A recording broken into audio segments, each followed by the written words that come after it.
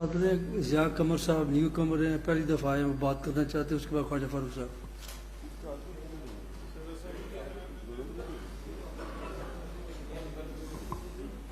بسم اللہ الرحمن الرحیم۔ شکریہ جناب اسپیکر۔ میں آج سب سے پہلے تو اللہ کا لاکھ لاکھ شکر ادا کرتا ہوں کہ میں اس مقدس ہاؤس میں ممبر کی حیثیت سے موجود ہوں۔ یقیناً آج سے 3-4 ماہ قبل نہ یہ میرے تصور میں تھا اور نہ یہ کوئی بھی شخص جو یہاں موجود ہے کسی کے تصور میں ہوا ہوگا، لیکن بعض ایسی چیزیں ہوتی ہیں کہ جو انسانی ذہن ان تک نہیں پہنچ سکتا، لیکن وہ رب کو منظور ہوتی ہیں۔ اور جتنے بھی میرے ساتھیوں نے، بزرگوں نے مجھے مبارک دی، دیگر ممبرز نے، میں سب کا دل کی گہرائیوں سے شکریہ ادا کرتا ہوں۔ جناب اسپیکر، یہ آج جس اسمبلی کا میں ممبر بنا ہوں،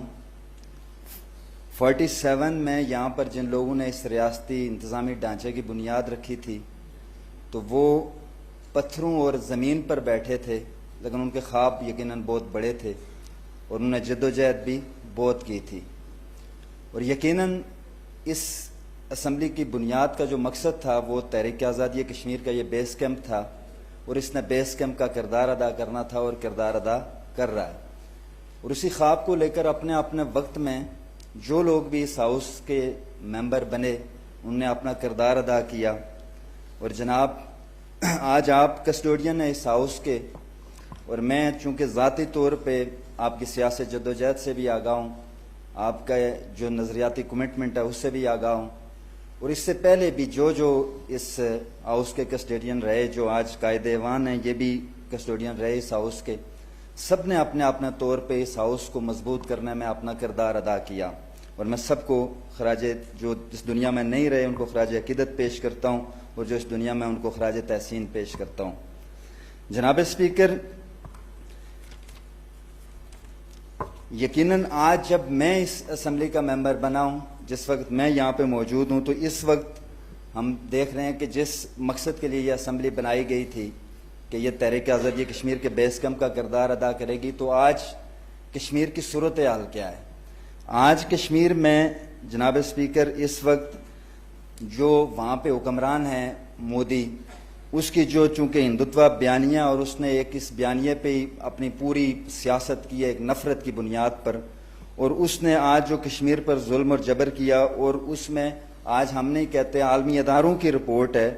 کہ اس نے وہاں پہ اس وقت 34 لاکھ غیر مسلم افراد کو ریاستی ڈومیسائل دے دیے ہیں۔ اور اسی طرح سے وہاں پر جو اس کے ڈیلی ٹائمز ہے، جو خود ہندوستان کا ڈیلی ٹائمز ہے جناب اسپیکر،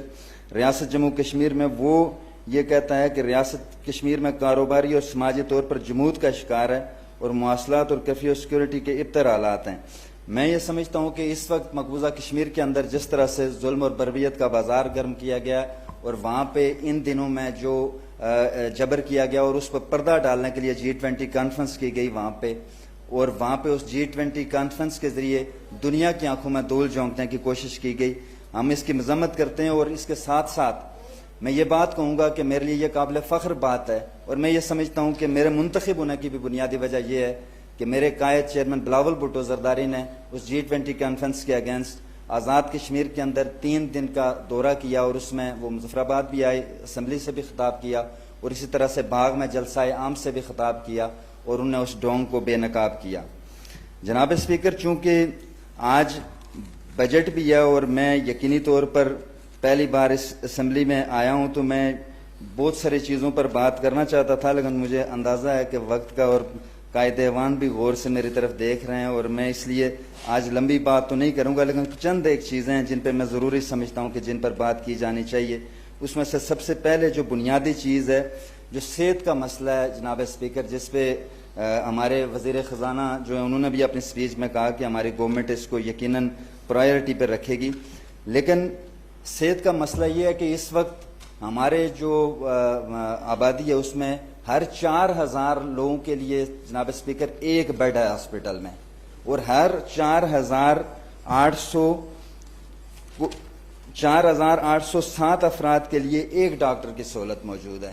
تو میں یہ سمجھتا ہوں کہ یہ ایک بہت بڑا المیہ ہے، اور اس میں ہمیں ضرورت ہے کہ اس وقت 500 سے زائد ٹرینڈ ڈاکٹرز اور پیرامیڈکس کی فوری طور پہ ضرورت ہے آزاد کشمیر کے اندر کے جو یقینی طور پر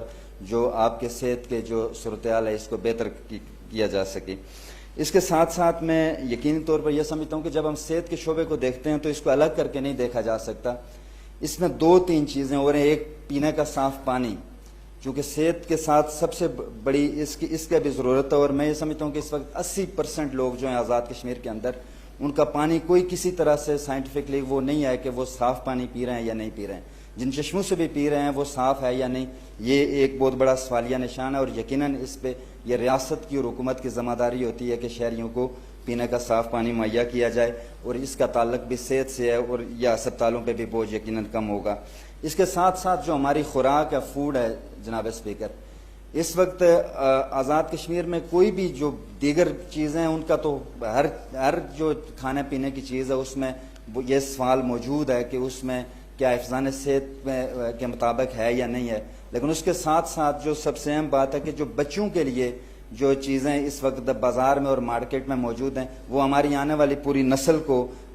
بیمار کر رہی ہیں اور شدید خطرات ہیں ہماری آنے والی نسل کو, اور اس لیے میں یہ سمجھتا ہوں کہ ان کو بھی بہتر کرنا ہوگا اگر ہمیں اپنے صحت کے معاملات کو بہتر کرنا ہے. دوسری طرف جناب اسپیکر ایجوکیشن کی بات ہے تو ایجوکیشن میں اس وقت 2,70,000 بچے ہمارے اسکولوں سے باہر ہیں, اور وہ ان کا زیادہ تعلق دیہی علاقے جو ہیں ان سے ہے, اور یہ ہمارے جو زلزلے سے افیکٹڈ ایریاز تھے ان میں تو اس وقت اسکول جو ہیں وہ ان کی بلڈنگز نہیں ہیں, چھتیں نہیں ہیں, برفوں میں بارش میں وہ باہر بیٹھ کے تعلیم حاصل کرتے ہیں. یقیناً یہ بھی ہماری حکومت کے لیے, قائد ایوان کے لیے اور سارے لوگوں کے لیے ایک بہت بڑا چیلنج ہوگا جو یقیناً ہمیں اپنے سامنے رکھنا چاہیے, اور یہی تقاضا ہے کہ آنے والی نسل کی بہتری کے لیے ہمیں اپنی تعلیم کو یقینی طور پر بہتر کرنا ہوگا. جناب اسپیکر, ایگریکلچر کو بہتر بنانے کے لیے میں یہ سمجھتا ہوں کہ ایگریکلچر ہمارا جو ذرائع پیداوار نے ترقی کی, ہمارا ایگریکلچر نیچے آیا.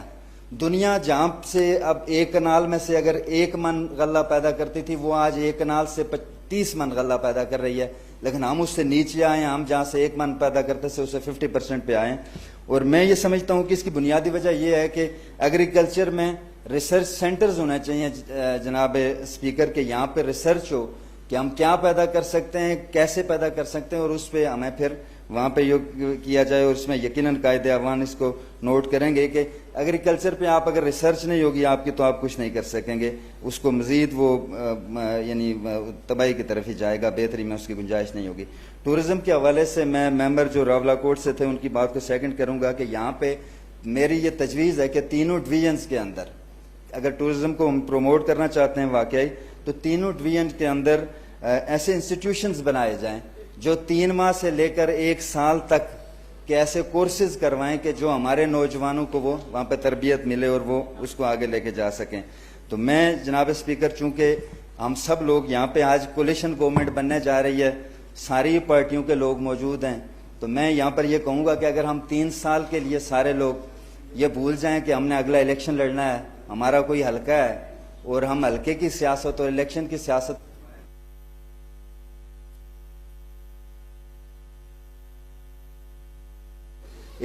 سیاست سے باہر نکل کر اگر ہم یہ سوچیں کہ ہم نے اس 42 لاکھ لوگوں کی نمائندگی کرنی ہے اور ان 42 لوگوں کے لیے, ان کے بچوں کے لیے تعلیم کا بندوبست کرنا ہے, ان کی صحت کا بندوبست کرنا ہے, ان کے لیے ایگریکلچر کو بہتر کرنا ہے اور آنے والے جو مشکلات ہیں ان کو آسان کرنا ہے, کیونکہ اس وقت سب سے بڑی تھریٹ پوری دنیا کے لیے ہی موجود ہے اور اس سے ہم تو گزر چکے ہیں. کلائمیٹ چینج کی جو ہے پاکستان آج بھی اس کو فیس کر رہا ہے, اور آنے والے دنوں میں جو اس کے بارے میں رپورٹس ہیں جو اس حساب سے میں یہ سمجھتا ہوں کہ آنے والے دنوں میں ہمیں بہت مشکلات ہیں. اس کے لیے ڈیزاسٹر مینجمنٹ جو ہمارا ایک ڈپارٹمنٹ ہے سر, اس کی پوزیشن یہ ہے کہ اگر کہیں نالا آ جائے اس میں کوئی پھنس جائے تو وہ اس کو نکالنے کی پوزیشن میں نہیں ہے. تو ڈیزاسٹر مینجمنٹ کو بھی یقیناً بہتر کرنا چاہیے, اس لیے کہ اگر ایک طرف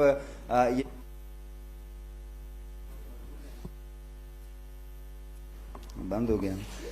تو یہاں پہ اگر یہ رپورٹس موجود ہیں تو اس لیے میری یہ گزارش ہوگی کہ ڈیزاسٹر مینجمنٹ پہ بھی فوکس کیا جائے اور کلائمیٹ چینج کے جو اثرات ہیں ان سے بچنے کے لیے بھی ہمیں اپنے طور پہ تیاری کرنی چاہیے. میں ایک مرتبہ پھر جناب اسپیکر آپ کا شکریہ ادا کرتا ہوں اور تمام ممبران کا جنہوں نے مجھے مبارک دی، ان سب کا شکریہ ادا کرتا ہوں، اور اس توقع کے ساتھ کہ انشاءاللہ العزیز یہ ہاؤس جو ہے، یہ اسمبلی آپ جب اس کے کسٹوڈین ہیں تو یہ ایک مضبوط کردار ادا کرے گی لوگوں کی فلاح کے لیے، لوگوں کی بہتری کے لیے، اور لوگوں کی تکلیفوں کو دور کرنے کے لیے۔ بہت شکریہ۔ Thank you Khwaja Farooq.